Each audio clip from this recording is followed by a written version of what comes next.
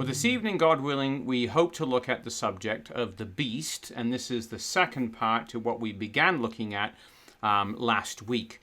So last week we kind of followed the process of history. We're going to jump into more the contemporary modern time, I guess you could say. Going to go back a few years, but more into the last century or so as we consider it this evening.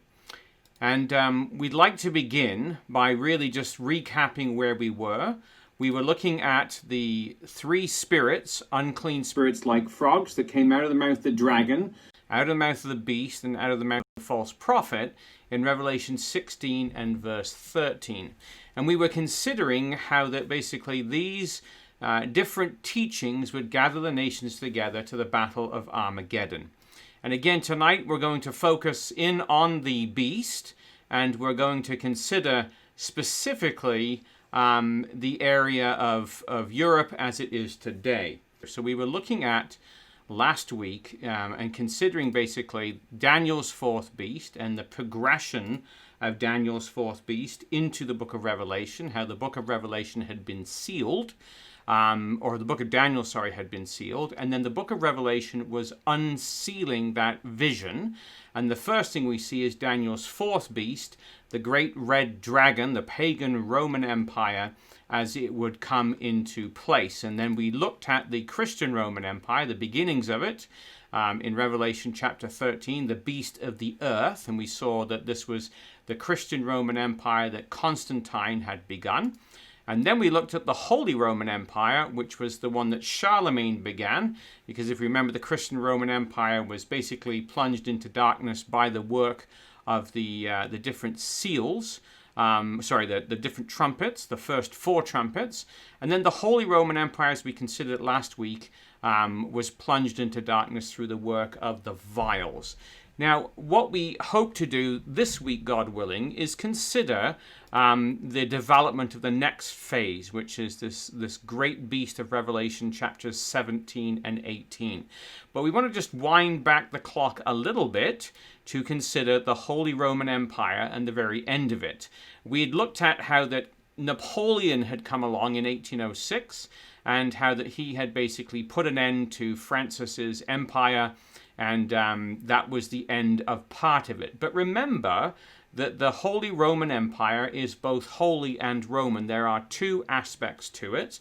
The Roman Empire part of it was Emperor Francis II. That was ended by Napoleon.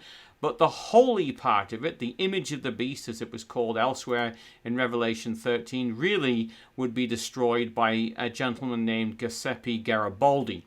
And he led a force of what were called the Black Shirts and removed all non-Italian powers out of Italy. And under the flag of Italian nationalism, he united the country and removed the Pope in 1870 from the Papal States. And no longer would he be ruled over, and made him prisoner in his summer residence, Castel Gandolfo. And you can see that the cartoon here from 1908, I think it was, or thereabouts, where or 1870, where Garibaldi is seen as the boot of Italy, giving the Pope the boot out of Italy. So that was the history of the time. And the last of these popes that ruled over the Papal States was a guy named Pius IX, and this is a statue of him here that sits in the Vatican.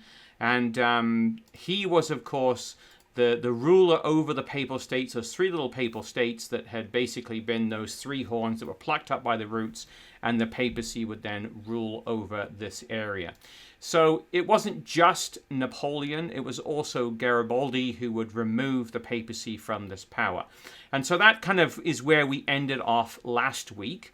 And this week we want to consider this beast that we read about in Revelation 17 verse 8, the beast that thou sawest. And if you've got Revelation 17, it'd be worth turning this up just because we'll be referencing this quite a bit this evening. So Revelation chapter 17 and verse 8, if you've just got that open, we'll be referring backwards and forwards to it. It's a beast that John had seen, and it was, and then we're told it is not, and it shall ascend out of the bottomless pit and go into perdition, and they that dwell on the earth shall wonder, whose names were not written in the book of life from the foundation of the world, when they behold the beast that was and is not and yet is. So this is a system that was in existence. So that's the Holy Roman Empire.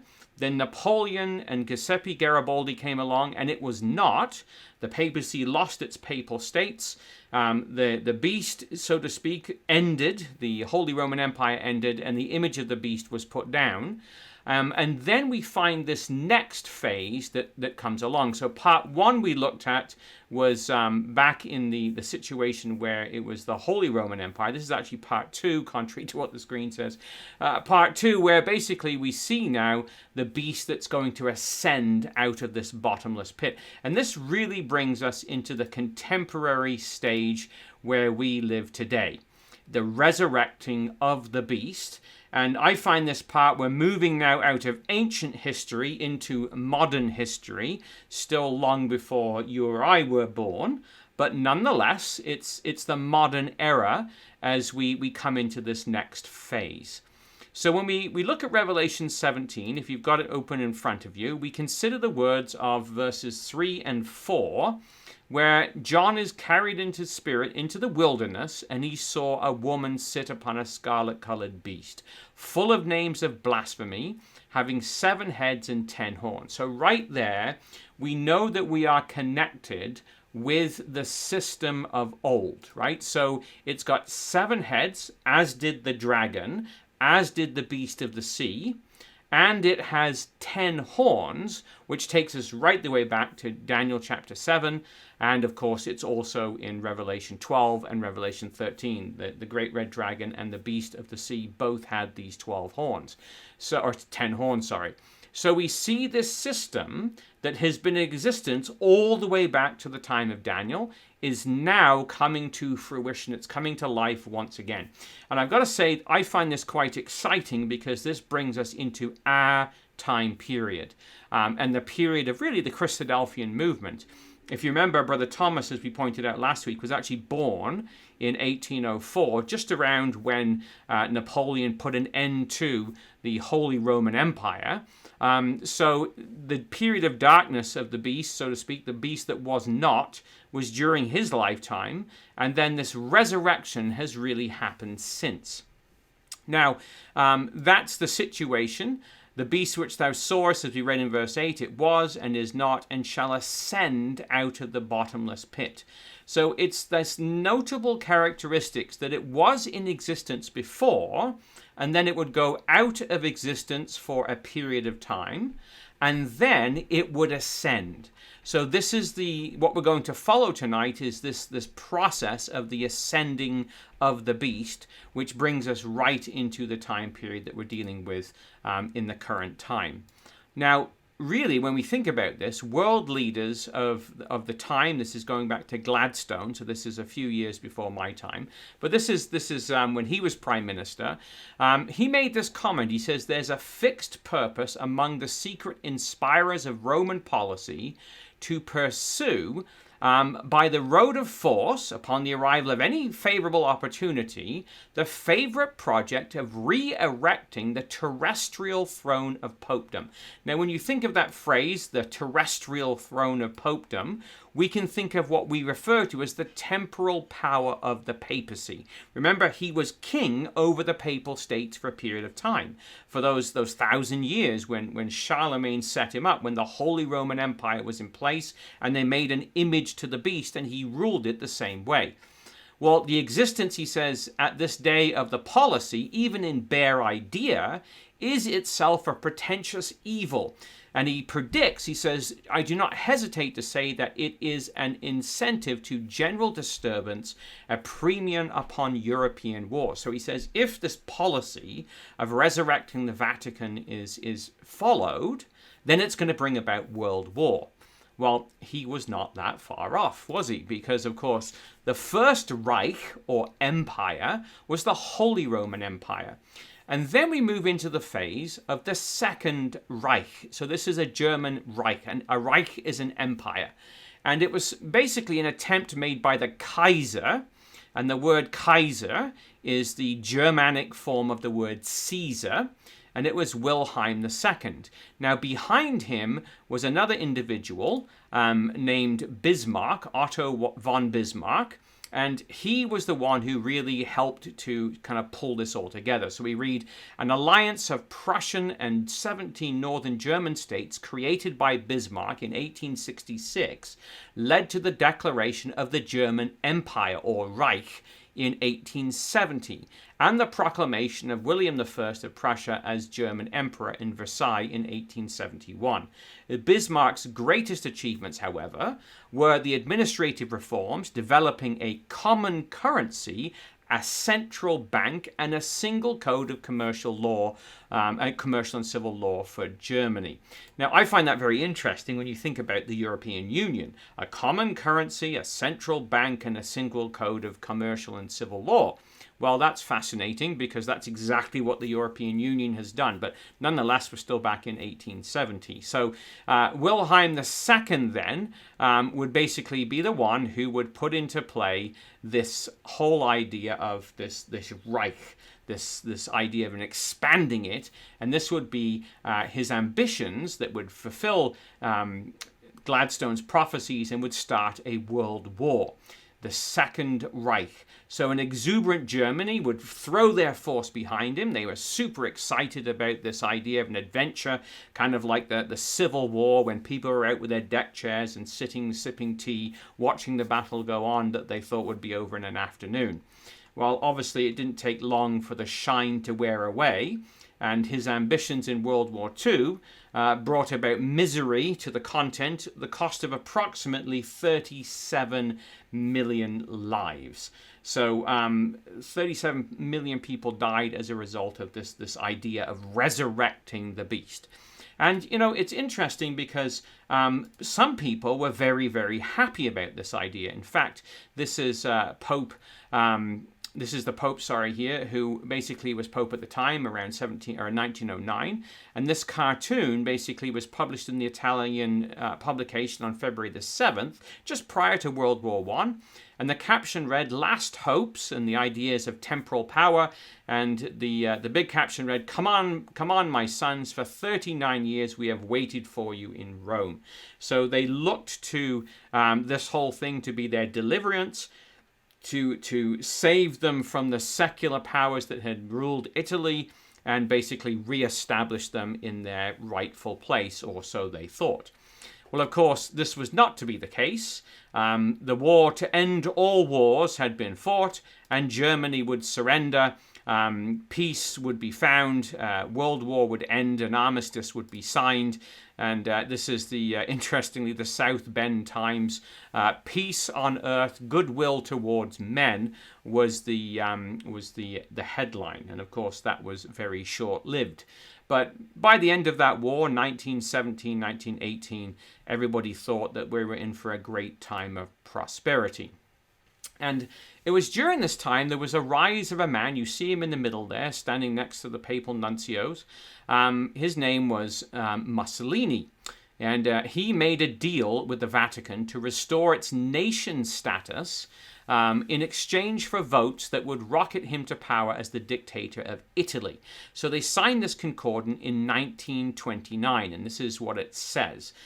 Whereas it was obligatory for the purpose of assuring the absolute and visible independence of the Holy See, likewise to guarantee its indisputable sovereignty in international matters, it has been found necessary to create under special circumstances the Vatican City, recognizing the full ownership, exclusive and absolute dominion and sovereign jurisdiction of the Holy See over that city.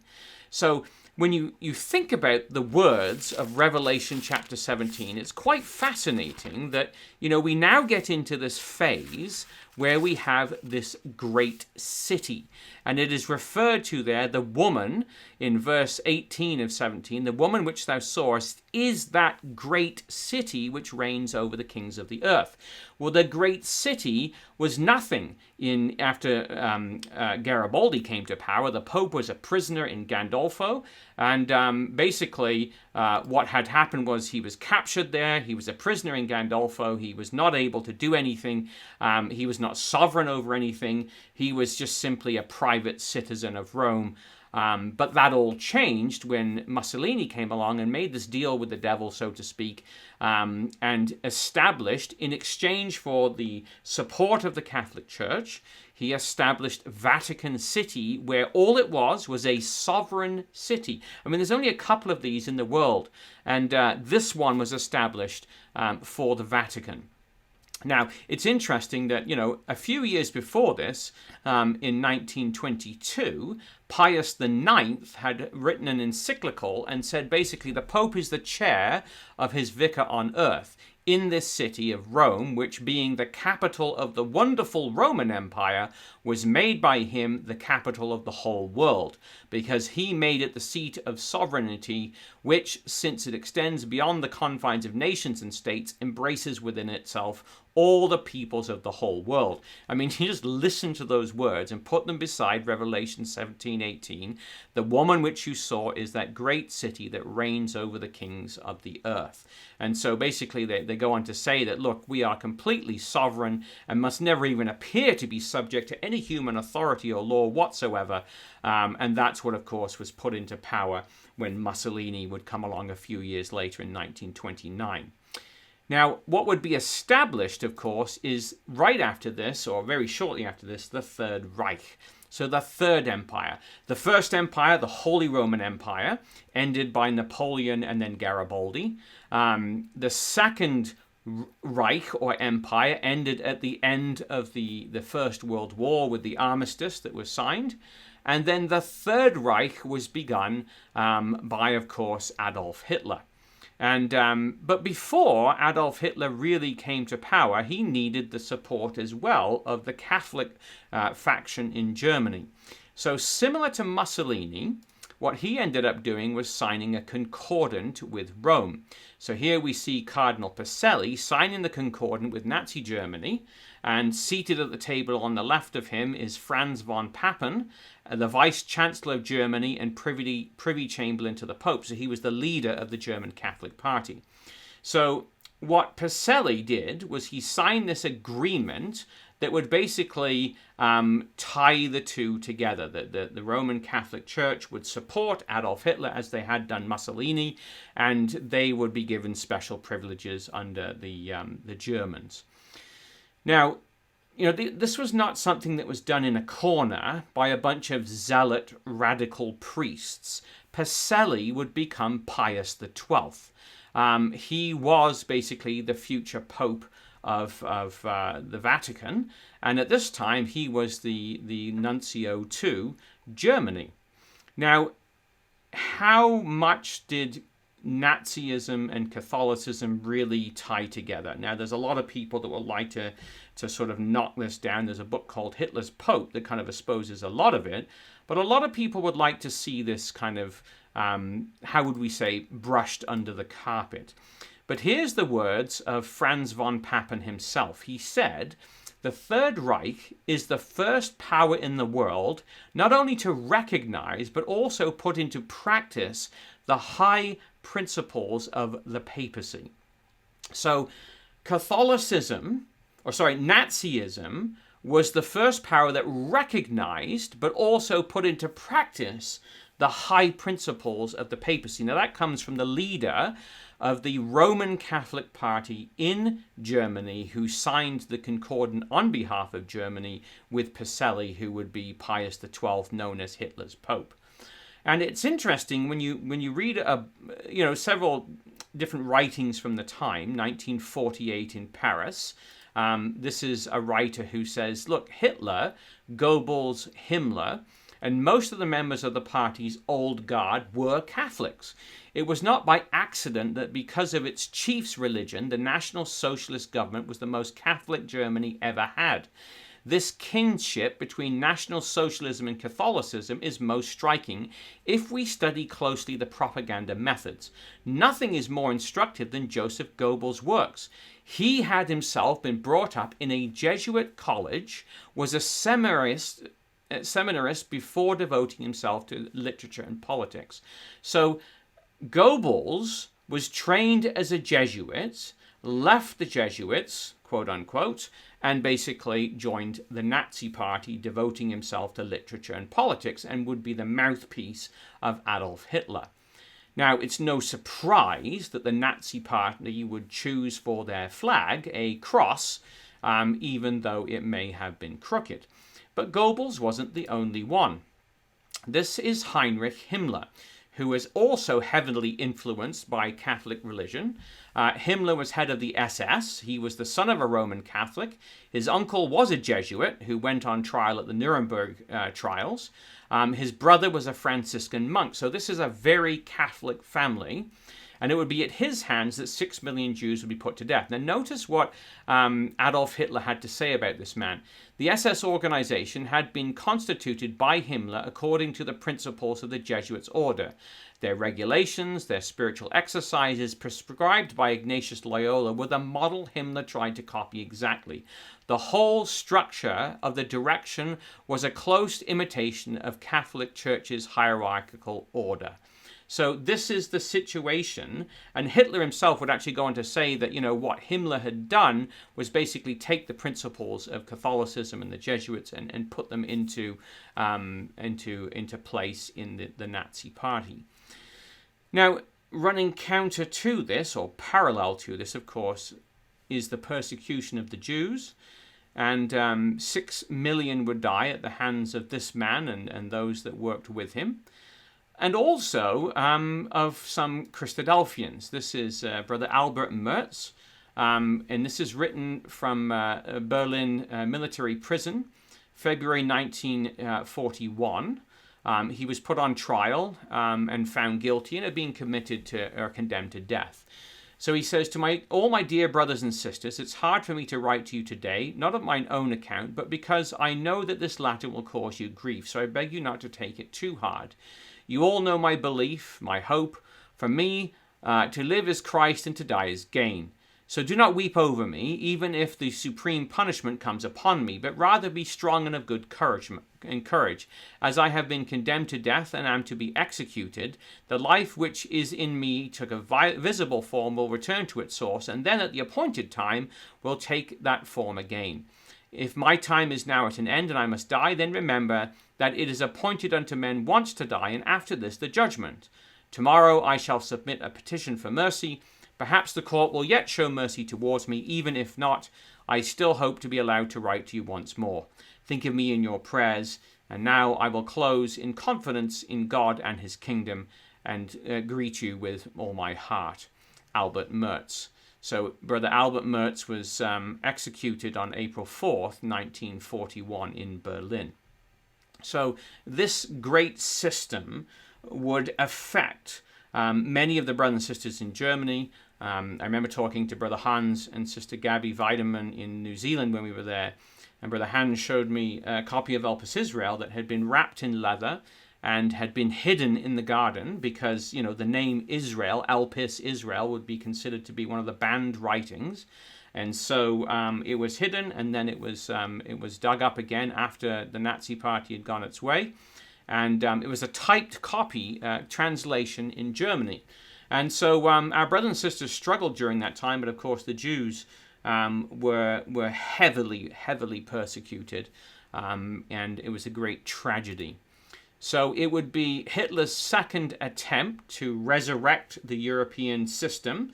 And notice there, this is a poster from the time at the bottom. He called it Das Neue Europa, the New Europe. And so this was his plan, the Blitzkrieg, where they would take over Europe. And of course, it would result in 60 to 85 million deaths, including civilians closer to the 85 million. And of course, 6 million Jews were targeted during the time in the Holocaust as well. So a tragic time as, again, they try to resurrect the beast, the Nazis working with the Catholics, and trying to basically take control over Europe. Of course, this would not be the case. Hitler would fail, and we would see the Nazi system wiped from the earth. His 1,000-year Reich would not succeed, and in 1945, Berlin would be taken by the Soviets, and he would commit suicide in his bunker.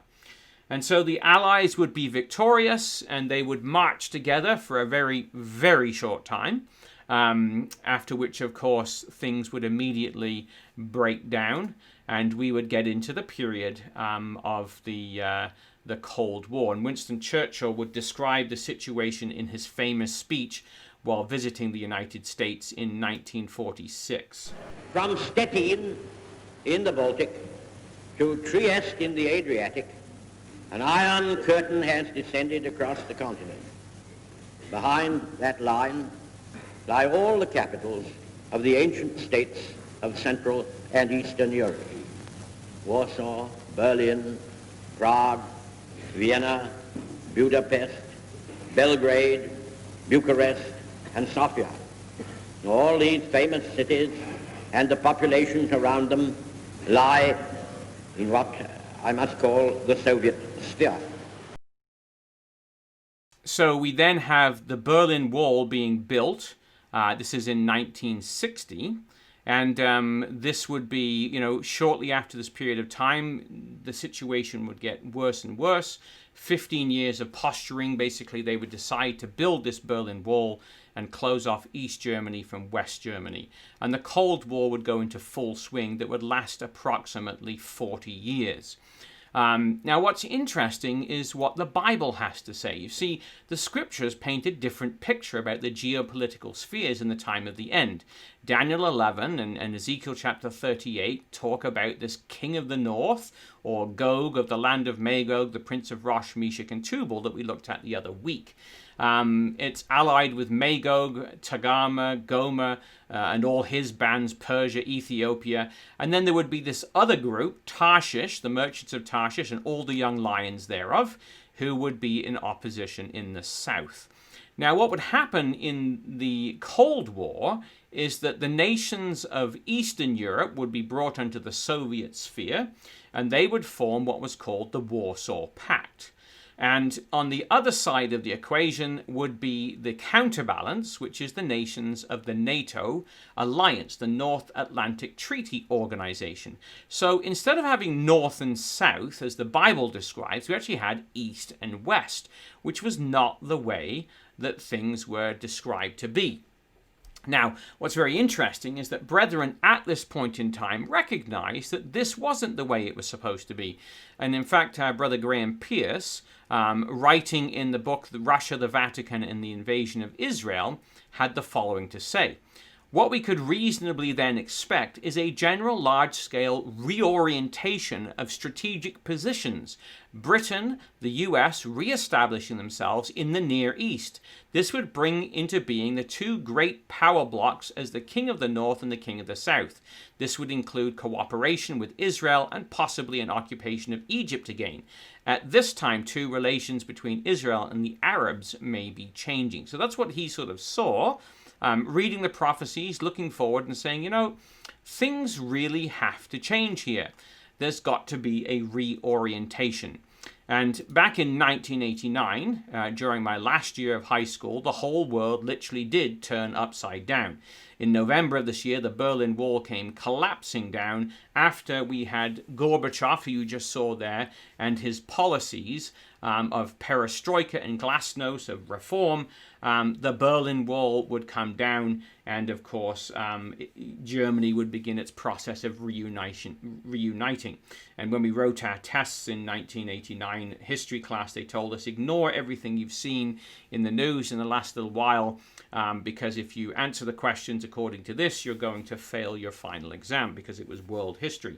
And so the Berlin Wall in 1989 would come down. They would remove the wall completely. I actually visited Checkpoint Charlie, but it wasn't in Berlin. It was in America, in Dayton, Ohio, at the U.S. Air Force Museum there on our way back from Hanover one year. So this was the end of that Berlin Wall. It would come down, and that would be sort of a huge change in the geopolitical world.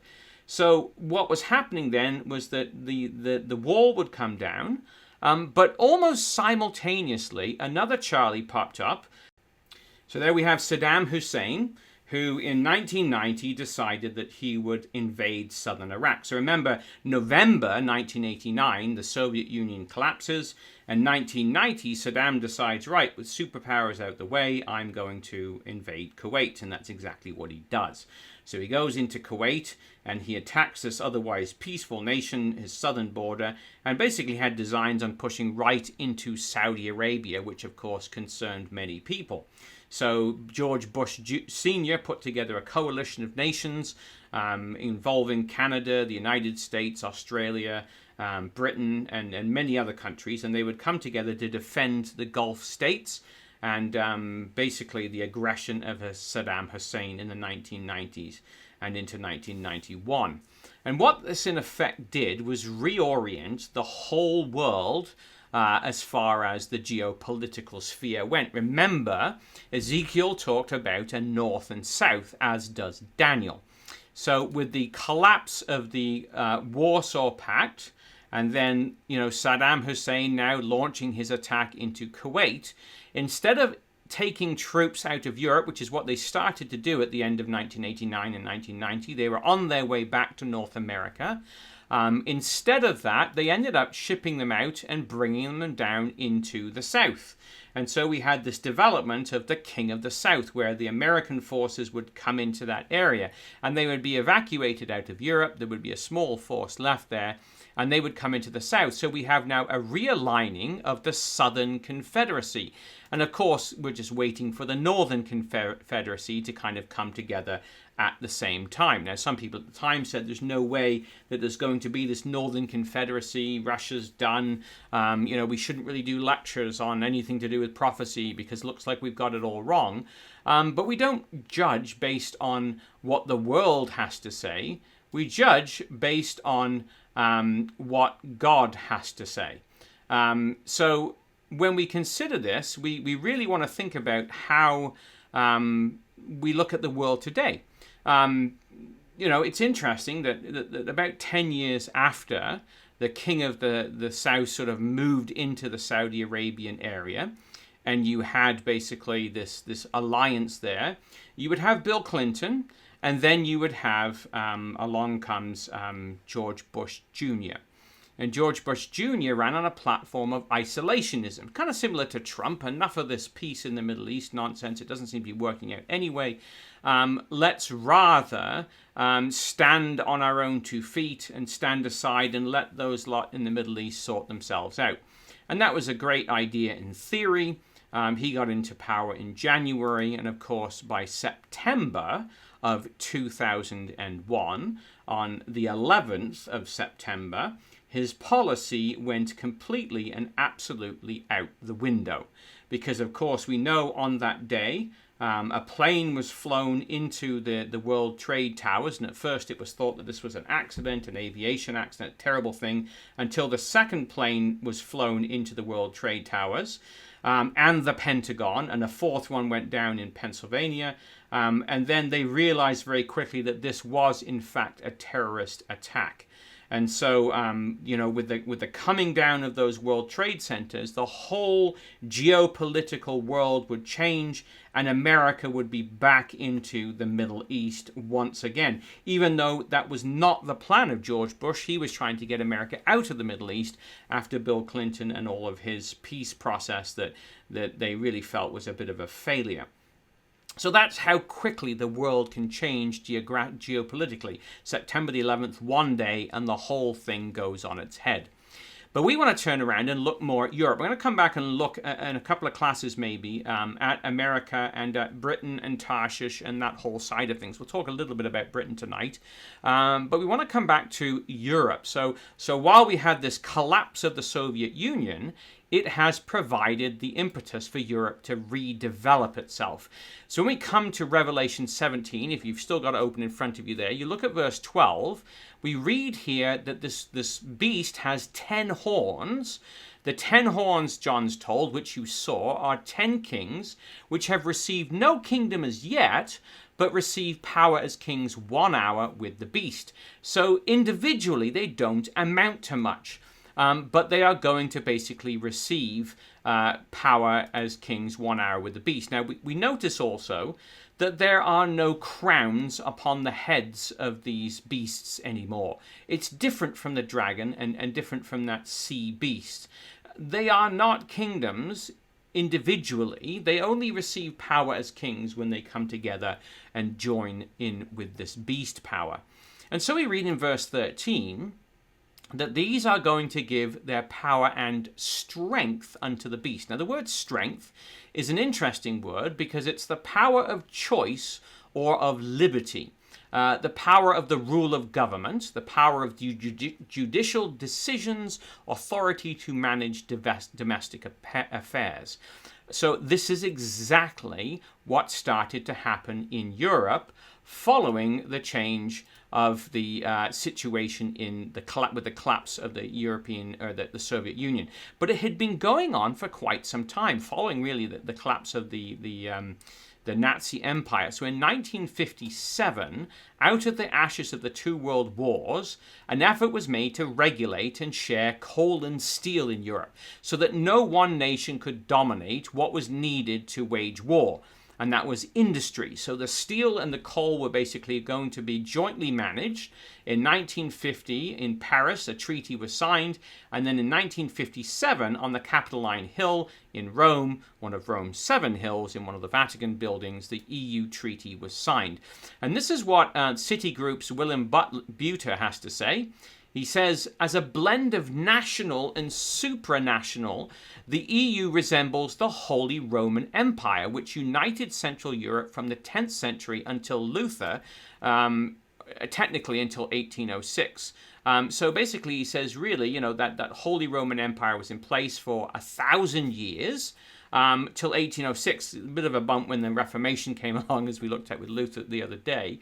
But what we see here is a fulfillment of what we read in Revelation 17 verse 8. The beast which thou sawest it's existed before, and then for a period it was not, and then it will ascend. Well, this is what this guy actually says. He says that this European system is like the Holy Roman Empire, which was there, and then it wasn't around 1806, but now this is what we're seeing once again. Sometimes I like to compare the European Union as a creation to the organization of empires. The empires. And because we have the dimension of empires. But there is a great difference. The empires were usually made through force, with a center that was imposing a diktat, a will on the others. And now we have what some authors call the first non-imperial empire. We have, by dimension, 27 countries that freely decided to work together to pool their sovereignties, if you want to use that concept of sovereignty, and work together to add value. I believe it's a great construction, and we should be proud of it. At least we in the Commission are proud. One of the things in that, of course, is that Britain is required to get out. Now, we're going to come back and deal with this in greater detail, but I just want to highlight it here because it's kind of part of the story. Again, Brother Graham Pierce in Milestones 1989, he said, this position of Britain, the biblical Tarshish, is to be contrasted with that of Europe, presented in Daniel and Revelation. So he says the two things are really contrary one to another. The fourth beast is to be slain and given to the burning flame, or in similar terms in Revelation 19, the beast and its 10 horns are cast into the lake of fire, burning with brimstone. It should be obvious that Britain, biblically, has no place in Europe when Christ comes. And he goes on to explain why. There is a question, he says, of continuing interest to Bible students, students of Bible prophecy who are watching current events. There is a fundamental difference of outlook between Britain and the continental nation, and the impact of this on events will gradually separate the two. So this is writing in 1989. He says the detail of how the unbridgeable gulf will develop, we don't know. We expect that as Britain becomes estranged from Europe, she will restore her old trading links with these countries, Sheba, Dedan, and the Commonwealth nations. In page 80, Britain has been under God's control for his purpose, a purpose to be revealed in the near future. Britain has no abiding place in Europe. She will be separated. So that was back in 1989. And then, of course, we would see basically the Gulf War come out. So our little ecclesia in 1989 in Prince George, where we lived, as this Gulf War we just looked at sort of burst on the scene, we planned to hold a series of Bible lectures. Being a small ecclesia, you can kind of just fling the schedule out the window and you can change it up. And of course, we had the privilege of Brother Paul Billington.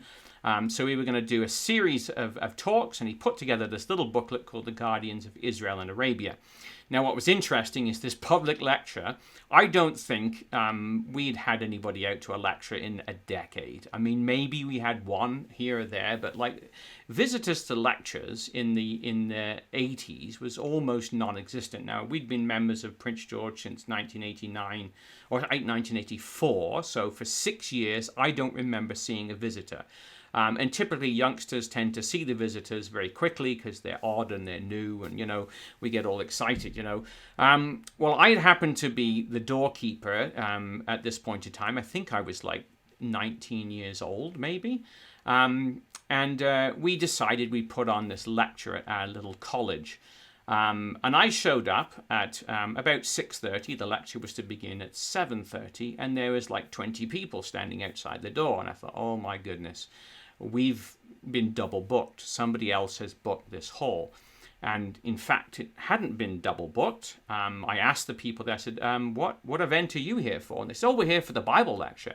And then I thought, oh my goodness, I've put the wrong time in the newspaper because I worked for a newspaper at the time.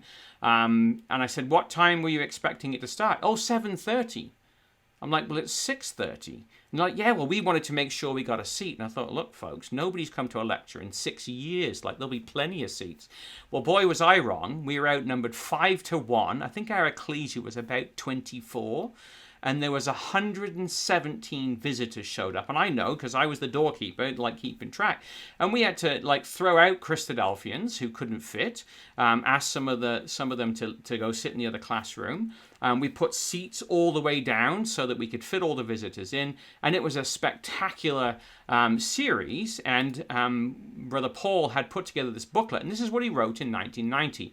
Britain is identified in prophecies that concern those who protest and oppose the aggressive northern power who comes to invade Israel. She cannot protest and oppose herself. She is therefore, perforce, not part of the European system when these prophecies are finally fulfilled. For this reason, writers over many years, some over a century ago, have seen Britain as being separated from Europe. And he goes on to say the timing we do not know, but the author of this booklet believes Bible prophecy requires Britain's ultimate separation from Catholic Europe on the basis that he has no hesitation in saying Britain's eventual exit from Europe is a certainty.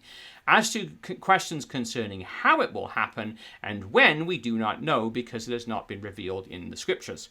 But when it does happen, it will be yet another a sign verifying the remarkable dependability of those prophecies revealed in the Bible.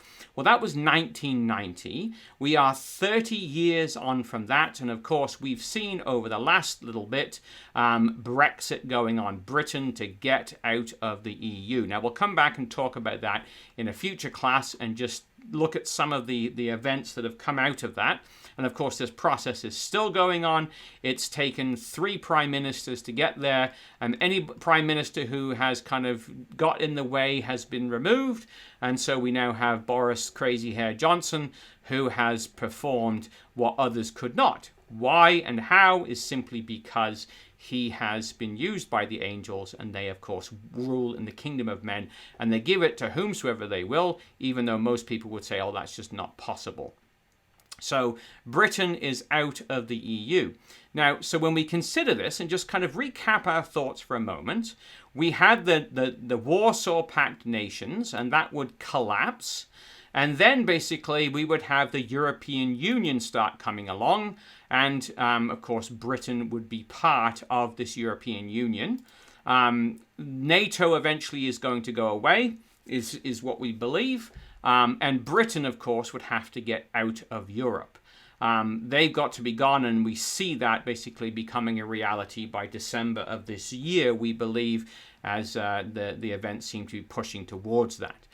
But this is Revelation 17. We are living this in our lives and in the world around us. This is better than any television series. This is better than any sort of thing you can follow on Netflix, which is all usually rubbish, or even if it's historical, it's more revisionist history and made up and changed and kind of just made to be sort of entertaining.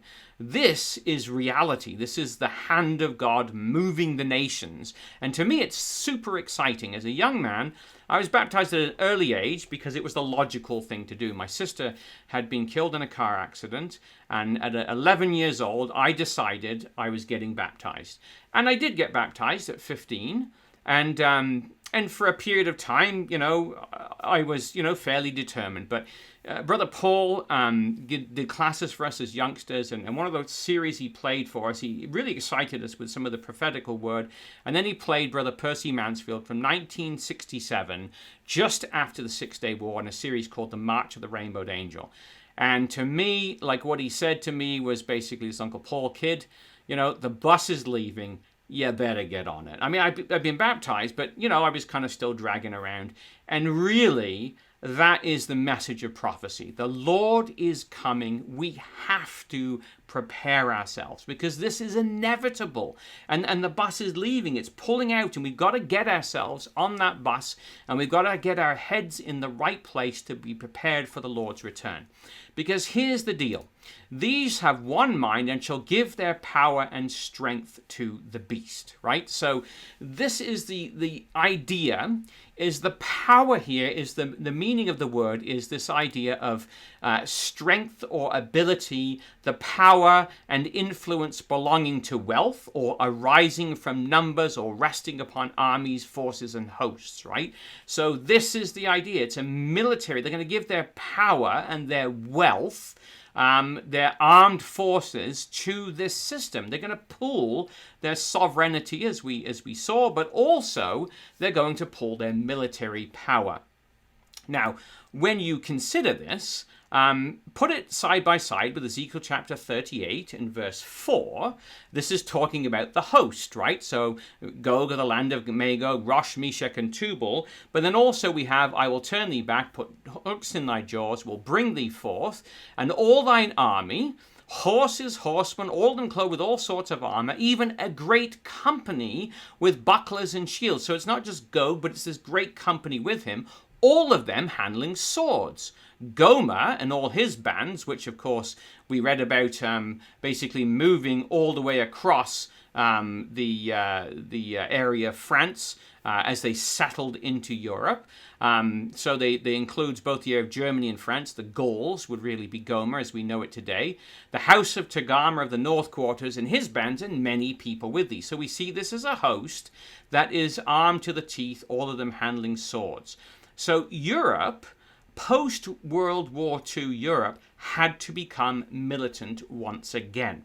Now, if you went back to the 70s, you'd say that's ridiculous, there's no way. They didn't want to have nuclear weapons in Germany, and they didn't, France was sort of trying to go down this, they didn't want to belong to NATO. But Ezekiel and Joel both say, look, proclaim ye this among the Gentiles, says Joel in chapter 3, verse 9. Prepare war, wake up the mighty men, let all the men of war draw near, let them come up, beat your plowshares into swords, your pruning hooks into spears, let the weak say, I am strong, right? So this is the thing, is they're going to become militant. That's what Ezekiel says, that's what Joel says, that's what Revelation 17 says. They're going to give their military power and might to this beast system. So jumping right the way forward to today and January of this year, Trump discusses pulling the U.S. from NATO, and aides say amid new concerns over Russia. So basically, Trump has made the comment that NATO's kind of a bit of a waste of time. People won't put their money into it, and so on and so forth. So as we've seen here, this collapse of this Western power is what is becoming more and more of a reality. Now, at the same time, Emmanuel Macron in November turned around and said that NATO was becoming brain dead. And the Independent, or the Express, sorry, the EU army, one step closer. Emmanuel Macron demands a surge in European defense spending. So they want to, have a surge. This is February of 2020. And then again in June, this is June the 1st, Monday, EU army project lives on as Brussels plans eye-watering €8 billion fund. So we can see that with Britain out of the way, and we'll again talk about that later on, what has happened is that NATO now becomes less and less of a need. It's basically being eroded, and it's going to make room for the European Union to give their power and strength to the beast, to give their European army to all come together and grow under the influence of Russia. And of course, we have Libya and Ethiopia there as well, and Iran or Persia with them. And this is the picture that we see developing today, is the King of the North conglomerating together with Libya, Ethiopia, Persia, Iraq, Assyria, all those nations kind of coming under its hegemony. And then the Gulf states, Sheba, Dedan, the merchants of Tarshish, and Moab, Ammon, and Egypt as well to a degree, being under the influence of the Western powers. Now I'm going to come back and look at that in a couple of weeks, God willing. But what we're seeing is all of these events now, the chessboard, so to speak, is being moved around, and the pieces are all being put into play for the final match. And so when we look at this, the 10 horns that we read, have received no kingdom as yet, but receive power as kings 1 hour with the beast. And they're going to give their mind, they have one mind, and will give their power and strength to the beast. Now again, I want to just roll back in history for a little bit. My history. In 1989, we were doing classes with Uncle Paul. We did Daniel, and we did a bit of Revelation, and we were going through and we were looking at the development of these things. We went through exposition of Daniel and then into Eureka, and it was an exciting time as a young man to see Bible prophecy coming to life. And really, I would say, lit a fire in me personally, and that's why I really am excited by it, because I can see the hand of God moving in the nations. And, what I find fascinating is that when we look at Bible prophecy and when we see these things, if our life starts to get a bit raggy on the outsides, ragged edges, so to speak, we're kind of getting a little bit mixed up with the world, then along comes an event like the Gulf War, or the Second Gulf War, or the World Trade Towers coming down. And it absolutely shocks and jars us to sort of jars us to attention, not because it's the world news, but rather because it's the hand of God at work in the nations around us. And you can see it. You can see the Bible says this is to happen, then all of a sudden it does. Now, going back to 1984, you have little things like this. There was this postage stamp that was put out to celebrate, European Union. And basically, it's a depiction of the ancient mythology of Zeus kidnapping Europa, and carrying her off to Europe, right? So you have this mythology of Greece. And what is amazing with this is it's a woman riding a beast, and you see her there, with the sea, because that's the story of Zeus kidnapping Europa. But that's what the world picks as symbols to basically present itself by. And then in 1991, you had in 1991 Time depicting a woman riding a beast. Again, they're picking up on the European picture, but notice round her head is a crown of 12 stars. And these changes were made possible because of the fall of the Soviet Union and the fall of the Berlin Wall and Germany coming together. And when Germany came together, then Europe could really come together wholesale. So in 1991, this is the situation that takes place. And it's amazing because I can remember, you know, as we did our classes together, we didn't think monetary union would happen while we were around. It was just too much to actually think that we would see this, because it was so amazing. We've been doing these classes since like 1986, and you started to see Europe actually come together. And then Brother Stephen Palmer, you know, brought this poster over in 1992 when he came to speak at our fraternal. We'd all seen the Renaissance painting of the Tower of Babel, the beginning of the Tower of Babel.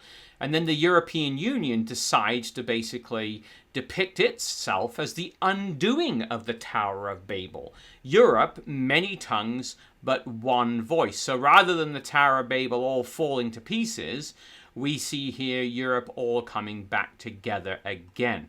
And it's almost an affront to God, really, when you think about this. It's just gobsmacking in so many ways that the world has this kind of audacity. But if that wasn't enough, by a decade later, 1999, when they built the Parliament building in Strasbourg to mimic Babylon, there it is, the Tower of Babel being rebuilt. They've taken right from that previous picture.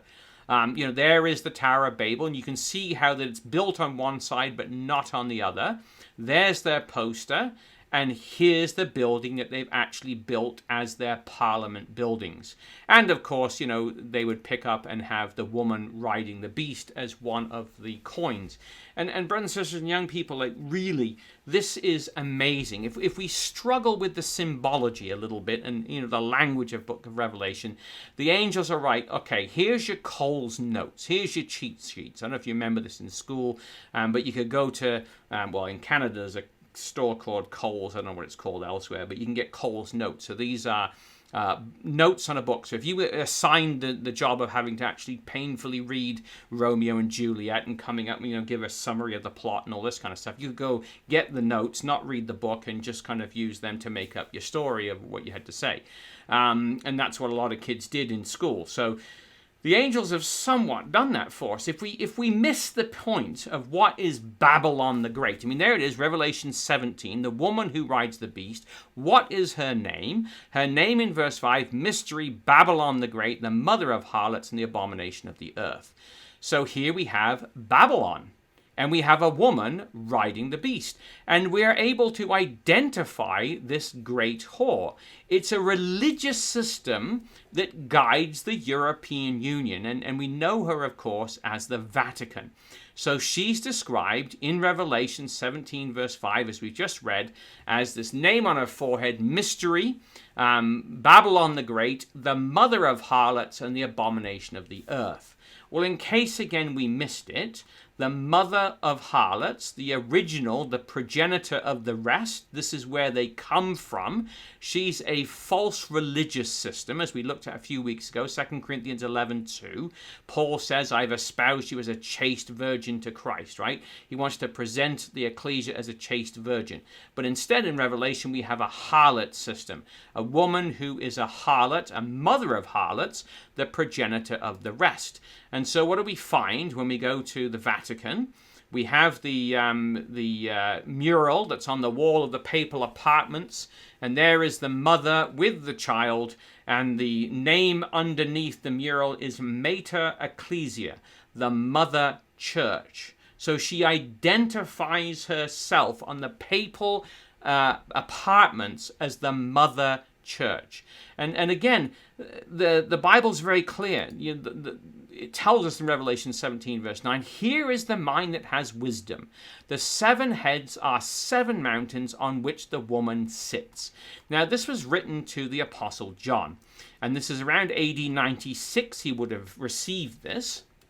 He could have reached into his pocket and he could have pulled out a coin minted during the time of the Emperor Vespasian, depicting a woman sitting upon 7 hills. And you can actually see Remus and Romulus there under the little wolf suckling as we've got Rome. So here is Rome sitting upon 7 hills. I mean, that was known in the day. This was the situation. Today, if you were allowed to go to Rome again, once COVID lifts, you can take a tour of the 7 hills of Rome, a geological tour of the eternal city. and you can actually go tour all 7 hills of Rome. So if you've missed the picture, there it is. It's given to you in plain and clear language. And of course, we've looked at this. I mean, she's a woman drunken with the blood of the saints, the blood of the martyrs of Jesus. And we're not going to belabor this point. It's one we've looked at several times. This is the Inquisition written by Michael Begent in 1999, where he says to ensure the maximum number of spectators, executions, whenever possible, were performed on public holidays. The condemned would be tied to a post above a pyre of dry wood, high enough to be visible to the assembled crowd, who would come together so that they could watch the fireworks, so to speak, on this occasion. So this is the situation. And in Revelation 17:15, we're told, the waters which you saw, where the whore sits, are peoples, multitudes, nations, and tongues. And basically he says, I'm going to judge this system with whom the kings of the earth had committed fornication. And the inhabitants of the earth have been made drunk with the wine of her fornication. And so this is the system, as we said at the beginning, that was and is not and yet is. So it's going to basically, it was in the past, the Holy Roman Empire, and then it disappeared. Napoleon and Garibaldi removed it. Both sides, the papal side by Garibaldi, and, well, Napoleon at first took him captive a couple of times, a couple of the popes, but Garibaldi kind of finished that off, but also the Roman Empire side. So it was interesting, in 1991, this editorial written in the Sunday Telegraph, which basically says, now a holy European empire.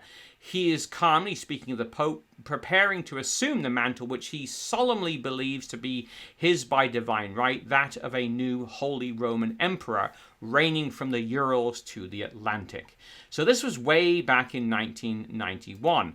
And then in 1988, of course, Paul would address the European Union and speak to Europe. And you can see all his bishops up there in the back. So the European Union would listen to Pope Paul.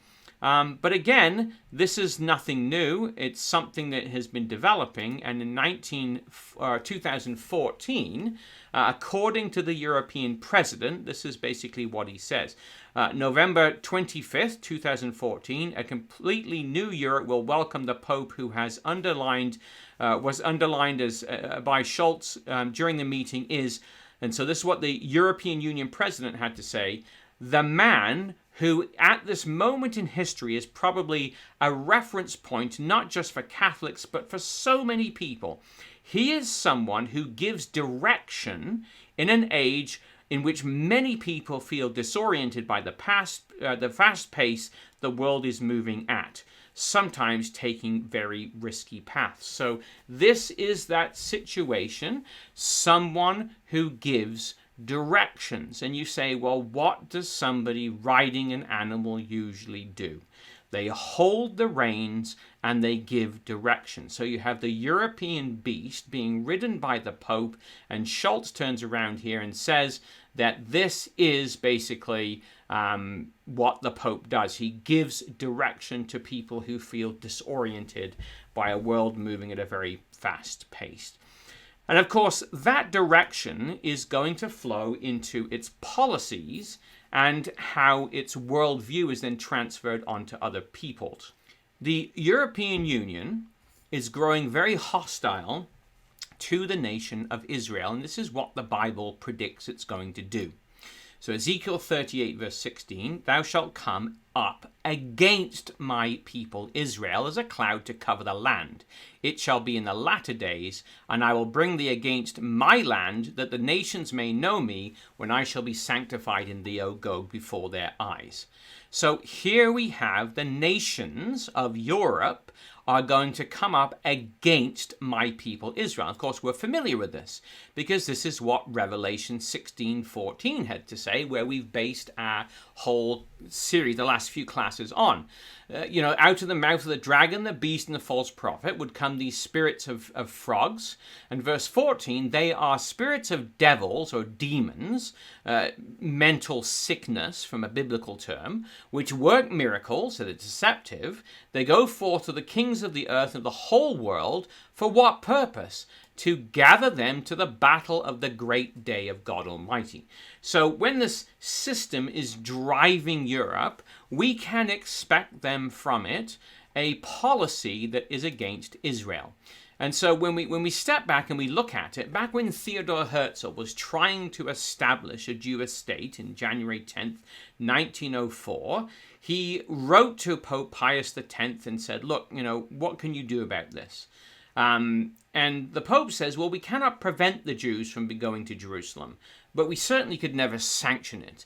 The ground of Jerusalem, if it were not always sacred, has been sanctified by the life of Jesus Christ. As the head of the church, I cannot answer you otherwise. The Jews have not recognized our Lord, therefore we cannot recognize the Jewish people. So going back before the Holocaust, when Pius was being appealed to by Herzl to say, look, could you help us out here? Absolutely, emphatically, no.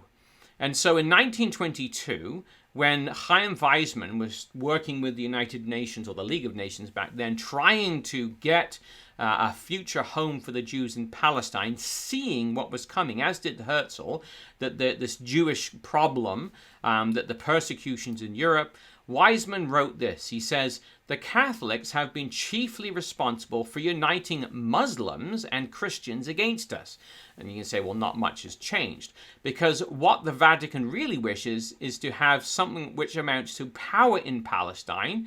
And it has been using various Catholic members of the League of Nations, such as Spain, Brazil, Italy, Belgium, and France, in order to achieve its object. And this is really the inner meaning of its attacks against us. So back in 1922, Weizmann was basically saying, look, it's the Vatican that's behind the Muslim and Christian rejection of a Jewish homeland. And if you go on a little bit further to World War II, during the Holocaust, this is when Pius XII, who had signed the Concordant with the Hitler, had become Pope. This is what the Undersecretary of State had to say. He said, the Holy See has never approved of the project of making Palestine a Jewish home, because Palestine is now holier for Catholics than for Jews. So in other words, it's our land, and we're not going to see it go to the Jews.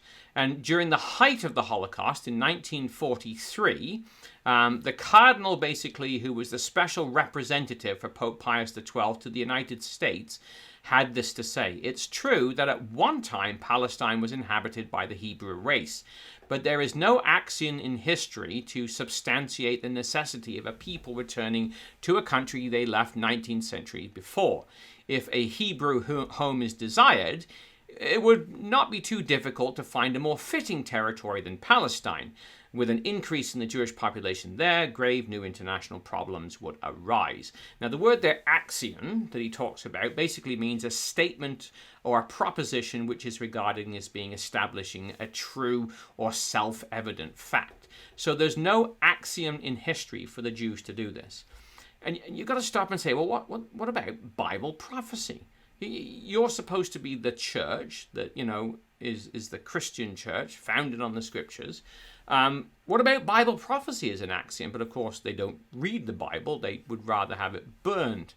And so, the Vatican, when the Jewish state was put into place in 1948, turned around and made this statement in its Romano, the newspaper, May 14th, 1948. Modern Israel is not the true heir of biblical Israel, but a secular state. The Holy Land and its sacred sites belong to Christianity, the true Israel. So this is the whole idea of replacement theology. We are the true Israel. Israel has no place. Forget what the prophets say. Forget what the Lord said about Jerusalem being trodden down of the Gentiles until the times of the Gentiles be fulfilled. Forget all that prophecy. Israel has got nothing to do with the Bible. And sometimes we'll even hear that amongst our own brethren, because people get listening to this stuff and they forget about what the Bible has to say. So we've got to really be on our guard and not get sucked into the world's humanistic, popularistic thoughts. A writer named Avro Manhattan turned around and said, look, this is enmity. He says, in Vatican eyes, the millennial yearning for a global Hebrew theocracy represents a deadly threat to the eschatological teachings of the Catholic Church. When translated into concrete terms, such views spell not only rivalry, but implacable enmity. So, I mean, this is the enmity between Judaism and Catholicism, which we've been looking at going right back to Genesis 3, verse 15. The seed of the woman versus the seed of the serpent, and the bruising of the two heads. This is the theme of the scriptures.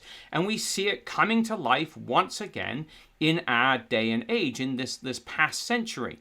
And so we have in April 1949, this is Pius XII, writing to bishops. He says basically, we have already insisted in our encyclical letter that the time has come when Jerusalem and its vicinity, where the previous memories of the life and death of the divine Redeemer are preserved, should be accorded and legally guaranteed an international status, which in the present circumstances seems to offer the best and most satisfactory protection for these sacred monuments. Now, that theory has become the policy of the European Union. They want to see the city of Jerusalem have an international status. They want it to belong internationally, not to the Jews. And that's what we see going on in the land today. And so Avro Manhattan again says in 1982, the Vatican could not and would not tolerate the establishment of an Israel which claims some kind of messianic privileges, or rather messianic uniqueness. You know, the fact that the Jews are in the land would somehow be a fulfillment of Bible prophecy, and consequently, therefore, would compete with the Roman Catholic Church as the center of a future spiritual kingdom. They see this, says this writer, as a competition. Now, you know, it's amazing when you look at Israel's relation with the Vatican.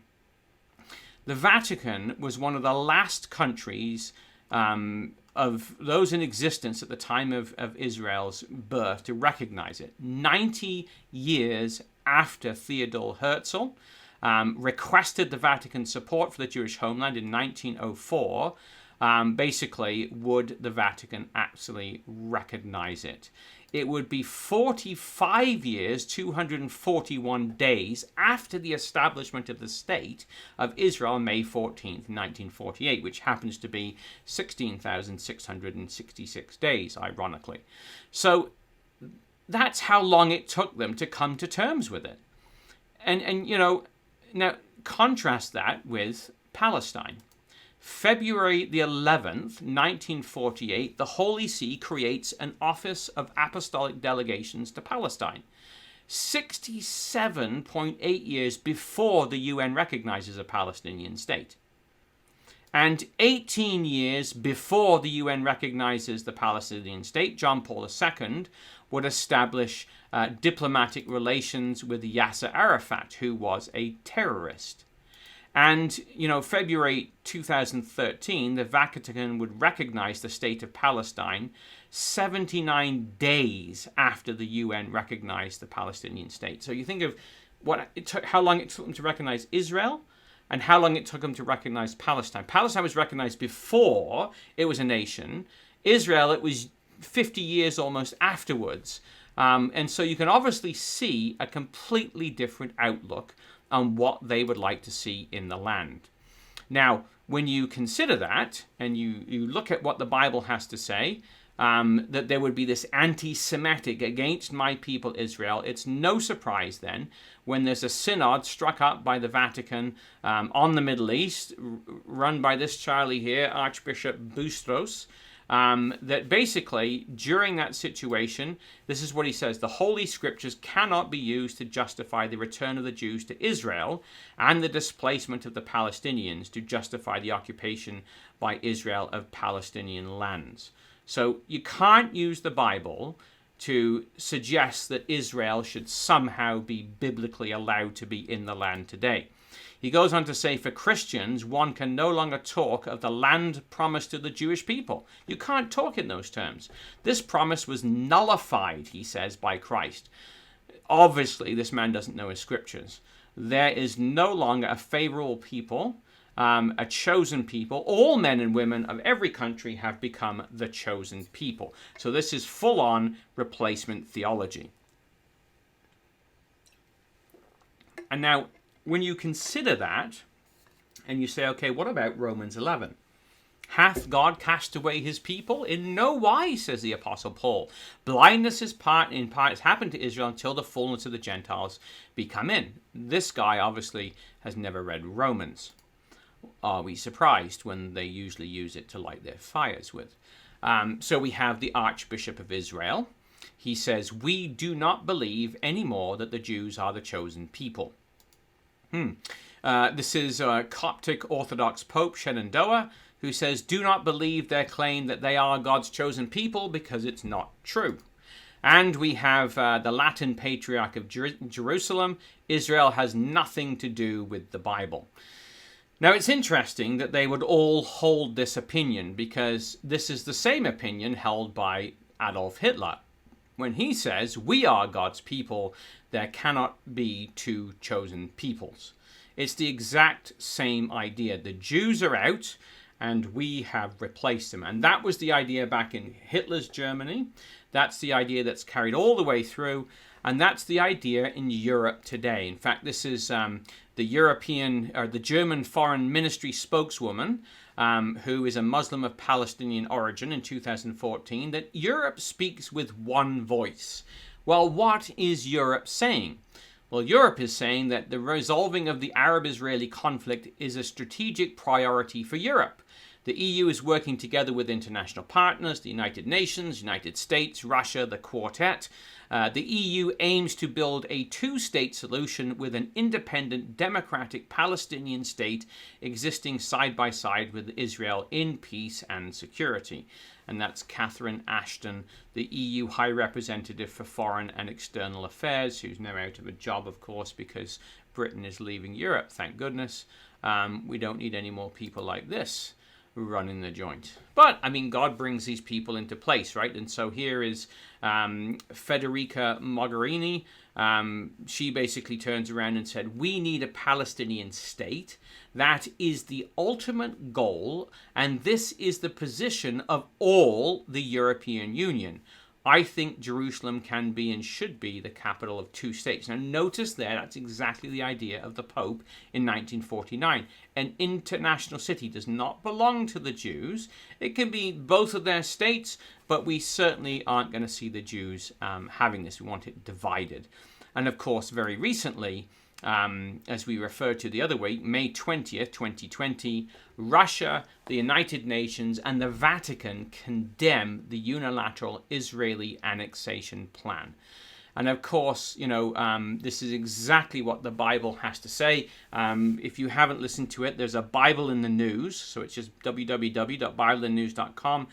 Brother John Billington spoke about this just the other week, this specific article, that Russia, the UN, and the Vatican condemn the unilateral Israeli annexation plan. And we know that that is the spark that is going to bring the nations down to Armageddon.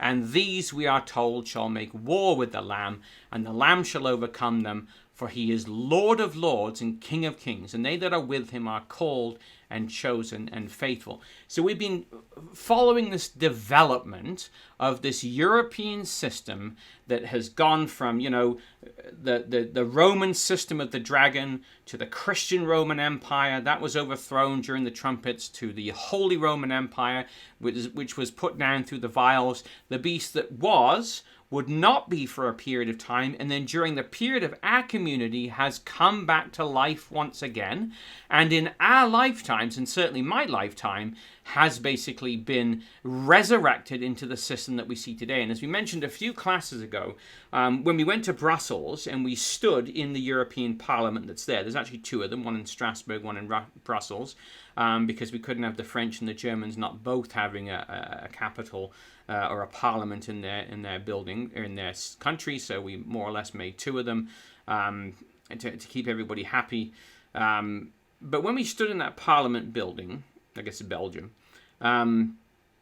what was interesting was, you know, when I was a young man and we were first looking at the book of Revelation and these types of things, there was no European Parliament. It didn't exist. There was a council, there was a conversation or a community, And during my lifetime, it then developed into from a common market, basically. And actually, it's interesting because Britain joined the EU in 1974 when I was like 3 years old. And so the common market was there, and then you had basically this metamorphosis that's been taking place to the point that, when I was in 1989 and Europe was coming back together, it was exciting times. We were seeing that and thinking, wow, they're even talking about monetary union. Will we actually see that? And we did see it, and we saw the euro come along, and that caused Britain, they went in at first, then they had to get out. And then basically Europe has continued to get more and more power, centralizing it. This European Parliament has come together, and we went and we stood in the European Parliament. I was there with Brother John Ramsden, and I think it was Brother Peter Moore.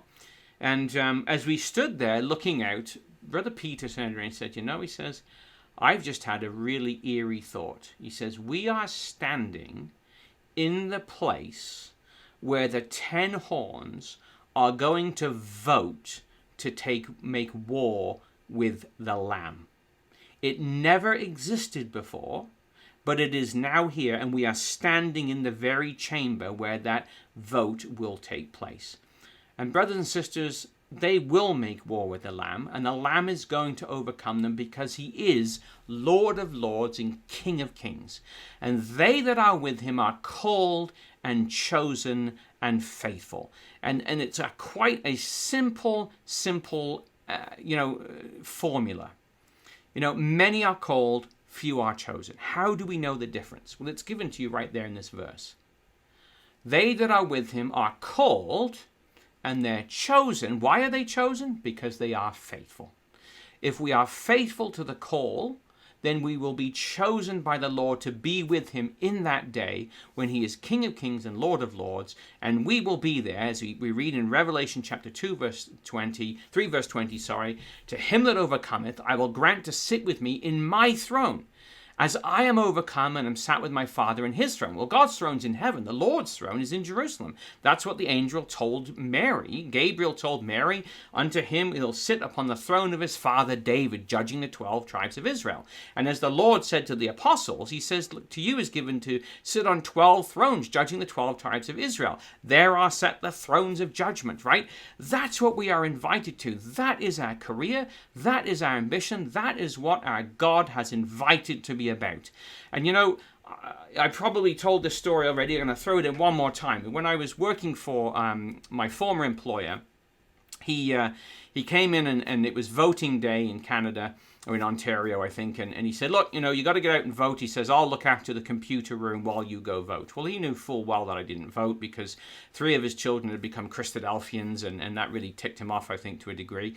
And he was just kind of goading me. We'd had a little Bible class in the Richter Webb boardroom for several years. And he said, you got to go vote. And I said, Ron, we don't vote. He says, oh, I know. He says, you Christadelphians, you have no ambition. You won't join the army. You won't join in politics. You have no ambition whatsoever. And I said, look, really? I said, ambition. I said, okay, I look after your company for you. What is it, like 130 employees at our height? I said, so what? I said, that's really kind of like not what I'm looking to do. I said, if I was Mayor of Brantford, what are we, like 120,000 people in the city? I said, that's kind of small, really, for what I'm planning for my life. I said, if I was Premier of Ontario, it's 13 million. If I was Prime Minister of Canada, it's whatever it is now, 37 million people. I said, that's it's too small. I said, Ron, my ambition is to rule the world. Not by myself. There's going to be others, the Lord Jesus Christ, the saints, but to rule the world and to take it by force if necessary. And he just told me to get out of his office. But brothers and sisters and young people, we've got to realize this is what we are called to be. Kings and priests. Just take a look at Revelation chapter 5, right? So you see there the picture. It's a symbolic picture. You've got the 4 living creatures, which are the symbol of the saints. You've got the 24 elders, which are also a symbol of the saints. And we read in verse 9, they sung a new song, saying, Thou art worthy to take the book, to open the seals thereof, for thou wast slain, and hast redeemed us to God by thy blood out of every kindred, tongue, people, and nation. So we know this is the saints that are singing this, the 24 elders and the beast, because they are the redeemed, and this is the song of the redeemed. And they say, You have made us kings and to our God, kings and priests, and we shall reign upon the earth. That is our destiny. That is our career. Whatever we're doing right now is a part-time job just to get by until the kingdom comes. So don't let it take all of your attention. It's just a part-time job. It's like a paper route to make some pocket money till the Lord comes. That's what these things are. Whatever our ambitions are, our homes, our toys, whatever the things are that consume our time, they're just for right now, and we've got to keep them in their proper place. Because our Lord has called us to reign with him. And those that are with him are called, they've been invited as we all have, and they are chosen based on their faithfulness. So we have to be faithful to that call. And as we see the nations, the dragon, the beast, and as we'll look at next, the false prophet, as we see them all preparing and moving against Israel, and out of their mouths go these frog spirits, which are going to gather the nations together to the battle of Armageddon, as they prepare, it's time for us to prepare as well. And we need to prepare ourselves and our households for the return of our Lord Jesus Christ, because he is at the door. Behold, he says, I stand at the door and knock. And what we have to do, brothers and sisters and young people and friends, is prepare ourselves so that when the Lord comes, we aren't caught, looking over our shoulder. I wasn't ready. I didn't realize. I didn't know he was coming. I haven't dealt with certain things. He's given us this opportunity now to make the necessary changes in our lives so that when he comes, we can meet him with joy and gladness without the slightest fear in our hearts, because our trust is that he which has begun a good work in every one of us, as we read in Philippians 1 verse 6, will perform it until the end of days, and will bring the Lord and establish his kingdom. And he says, my little flock, he says, it's your Father's good pleasure to give you the kingdom. So whatever we've got on our docket, so to speak, whatever we've got planned, let us look up and lift up our heads, for our redemption draws nigh, and prepare ourselves for the coming of our Lord, who is going to come any moment. He moves entire nations, and we've witnessed it as he's done that tonight, just looking at Europe, isolating it out a little bit, and we'll look at the false prophet, and we'll come back and look at the merchants of Tarshish and all the young lions later on. But we can see his hand at work in the nations, and we should see his hand at work in our lives too. And we should pray that he will be at work in our lives in all the things that we do. And so that is really the message that prophecy brings to us, is to look up, lift up your heads, and prepare, for your redemption draws nigh.